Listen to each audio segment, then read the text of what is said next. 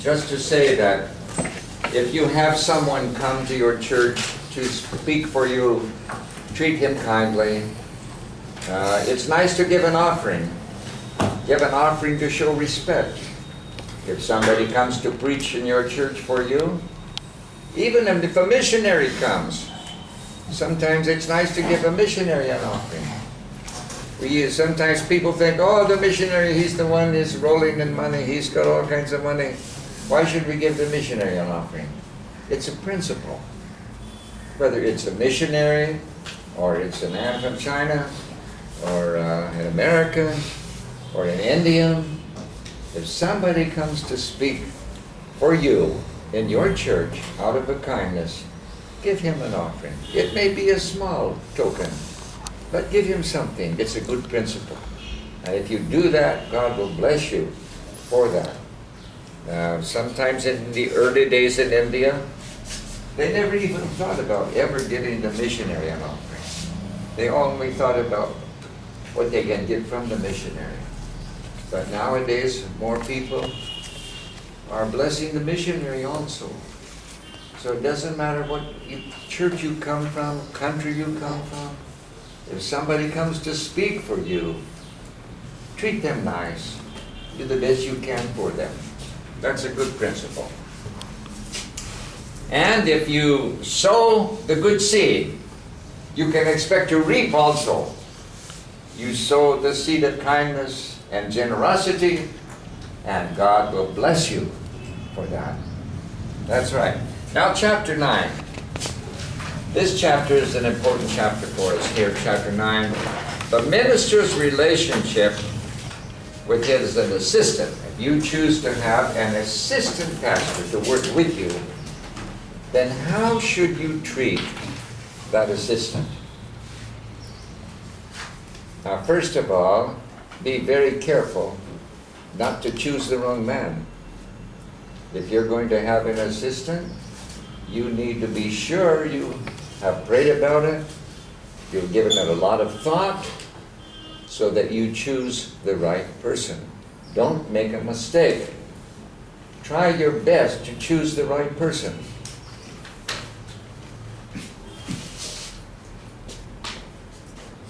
The pastor needs to know the associate or assistant, and his wife before making an appointment.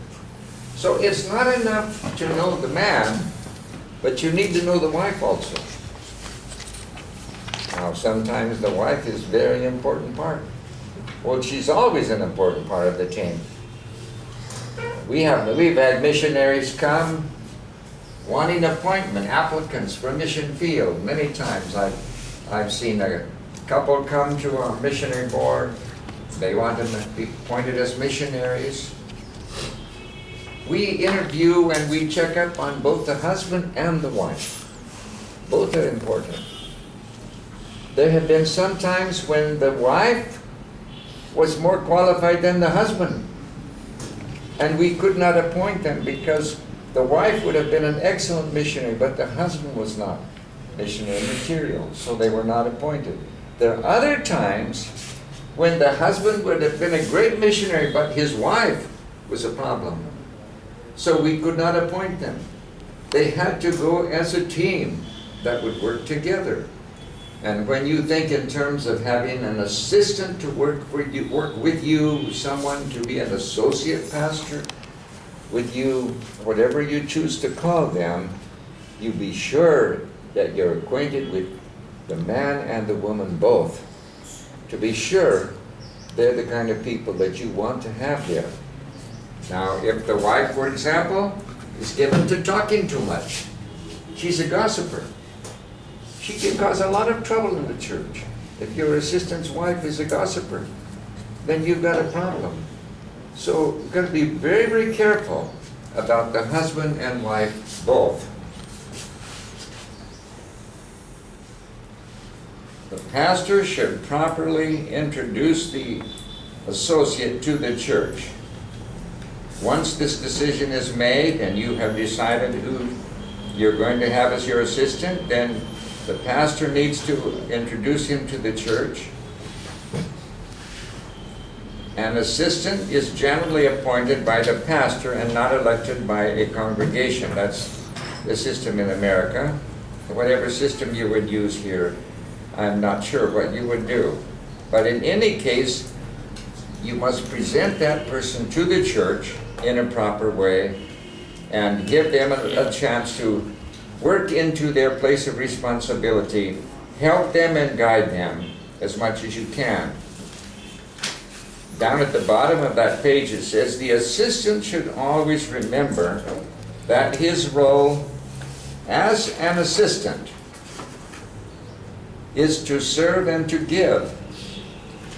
He should be willing to do his best to support the pastor and help the pastor, and not to enter into competition with the pastor. The associate should be there to help the pastor and work with the pastor, and not to create problems for the pastor. He must be an assistant, a helper, with the right kind of spirit and a humble spirit. So if any of you is interested in having an assistant sometime to work with you, really pray that God will help you to choose the right person. Because if you make a mistake, it could even mean a split in your church. There have been some assistants that have gotten close to the people, and they have pulled the people away from the pastor and caused a division in the church. So you must be very, very careful to choose the right person.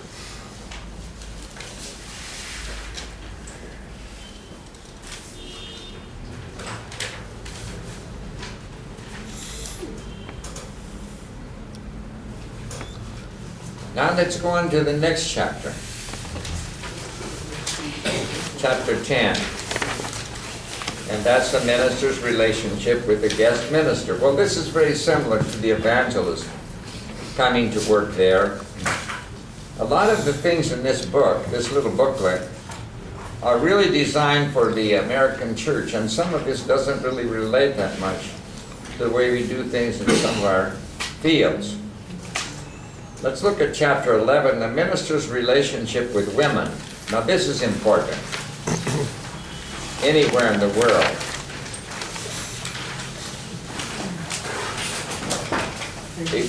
Before we look at that, I want to tell you something about, I'm sure you've all heard of Billy Graham, the world famous evangelist Billy Graham, who's now very, very elderly. Billy Graham, when he was first starting his ministry as an evangelist, he had Cliff Barrows working with him. Cliff Barrows was his song leader. And then he had George Beverly Shea. George Beverly Shea was a soloist, excellent singer. But Billy Graham told the men who worked with him, I want you to find out all the complaints you've heard about American evangelists. Listen to every complaint, the way they handled money, any complaint. Hear them all, and then we're going to have a meeting. So, in a few weeks later, they all came together, bringing all the complaints they heard about the evangelist, international TV evangelist and great evangelist. And they sat down together, and they said, after discussing all of this, there are 4 things that we're going to have to be careful about. Right from the beginning of our ministry, there are 4 things we must be careful about. The first thing was, we will not handle the money ourselves. So for all of these years that Billy Graham and his Cliff Barrows, Bev Shea, all of these years they have worked, I have never heard a complaint about how the money was handled. This is unusual, because most of these big evangelists, sooner or later, you will hear complaints about the way money was handled, but not with Billy Graham Association. Billy Graham, from the beginning they decided, we will not handle the money. So the money was put in the hands of other people, qualified people, to handle the finance. They never handled the money. And Billy Graham was paid a salary just like basically a salary that a pastor would get. That's what Billy Graham was paid. He did not even handle the millions of dollars that eventually came in from the Billy Graham Association. He never handled it. Number one. Number two, they said that we will not advertise our own meetings. When we have a big meeting in Glasgow, Scotland, or in London, or New York City, we will not advertise our own meetings.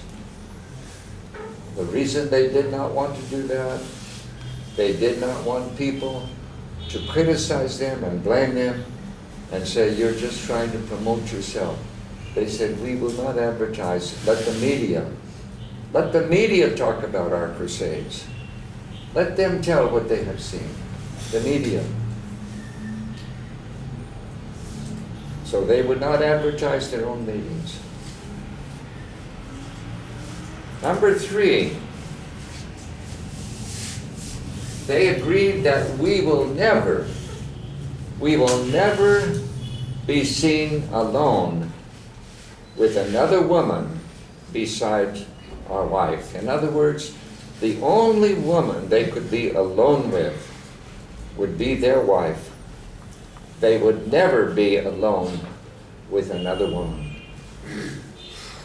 And there were times when Billy Graham, I have read, he would step into an elevator in a hotel, and if he was alone and he saw a woman that was in that elevator, he would step out. He would not even ride in the elevator alone with another woman. They were so strict, all of them, very strict, that people would not have a chance to find fault with them and blame them for some kind of immorality. And all of these years that Billy Graham and his team have been working and world famous, I have never heard a report about any of them accusing them of immorality. That's remarkable when you stop to think about that. Now, I've given you 3 of the 4 points, and I'm trying to remember the 4th point. It will come to me eventually. But 3 very important points here. So what we read about here in our chapter was the minister's relationship with women. The minister should give all love and courtesy to his wife. If he is harsh toward his own wife, how can he be truly kind to the members of his congregation? It is not weakness in a man to give honor and appreciation to his wife.